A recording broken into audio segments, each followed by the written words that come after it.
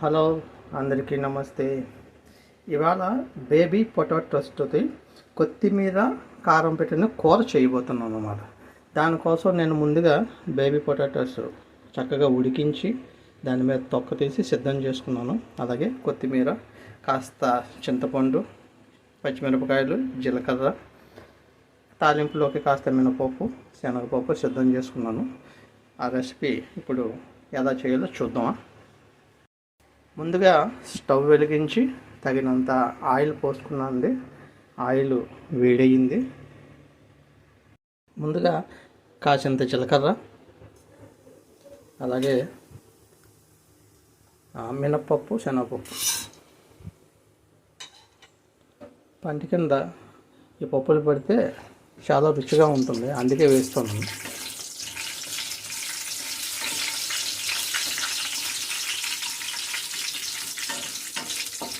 వేగిన తర్వాత బంగాళదుంపలు దీంట్లో వేసి వేయించుకోవాలి.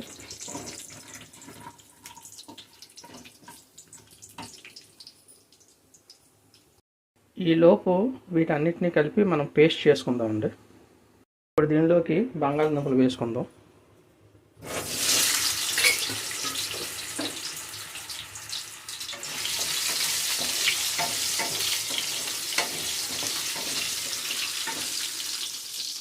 రెండు నిమిషాలండి వేయించుకోవాలి చక్కగా. దీంట్లో కొంచెం ఉప్పు వేసుకుందామండి, తర్వాత సరిపోకపోతే మళ్ళీ వేసుకుందాం.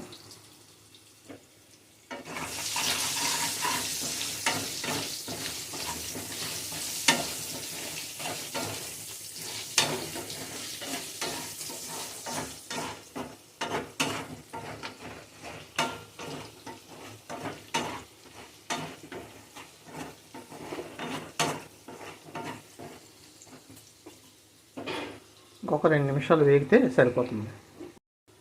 ఇందులో ఎర్రకారం వేయటం లేదండి, పచ్చిమిరపకాయలు వేసుకున్నాం కదా కొత్తిమీరలోని, అదే చక్కగా సరిపోతుంది.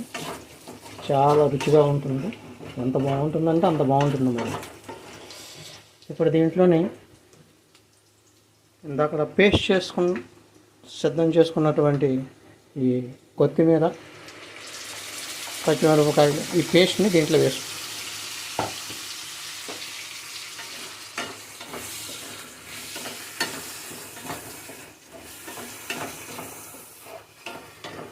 చూసారా ఎంత కలర్ఫుల్గా ఉందో, రుచి కూడా అంతే అమోఘంగా ఉంటుంది.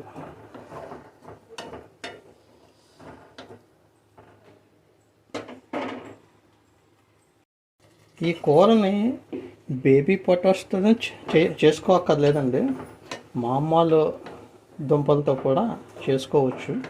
దొరికినప్పుడు ఇలా చేసుకోవచ్చు అనమాట.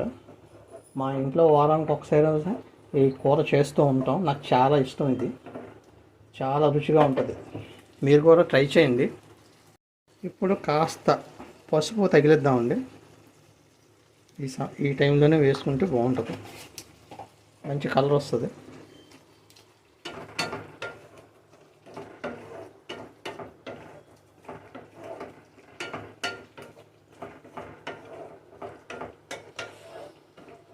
చూసారా ఎంత చక్కగా ఉందో.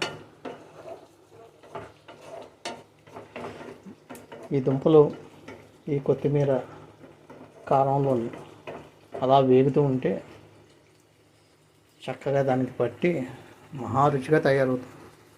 సన్నన్న మంట మీద ఒక 5 నుంచి 6 నిమిషాలు వేయించామనుకోండి, చాలా చక్కగా వస్తుంది.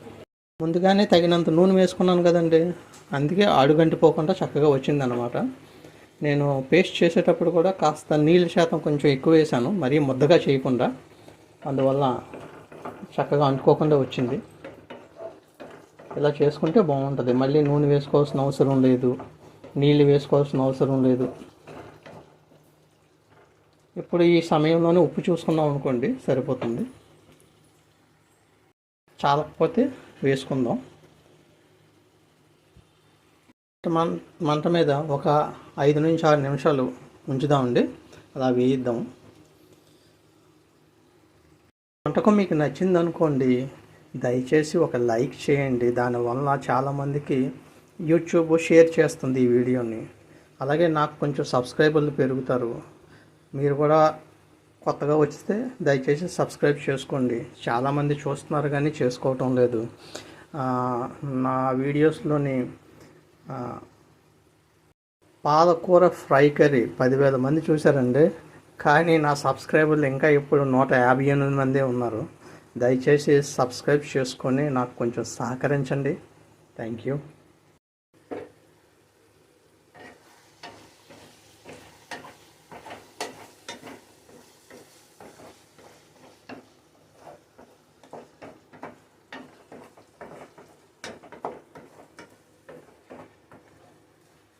ఇంకొక 2-3 నిమిషాలు ఉంటే చక్కగా వేగిపోతే సిద్ధమైపోతుందండి కూర. ఎంత బాగుంటుందంటే అంత బాగుంటుంది. నాకు చాలా ఇష్టమైంది. మీరు తప్పకుండా ట్రై చేయవలసినటువంటి రెసిపీ అన్నమాట. తప్పకుండా ట్రై చేస్తారు కదా.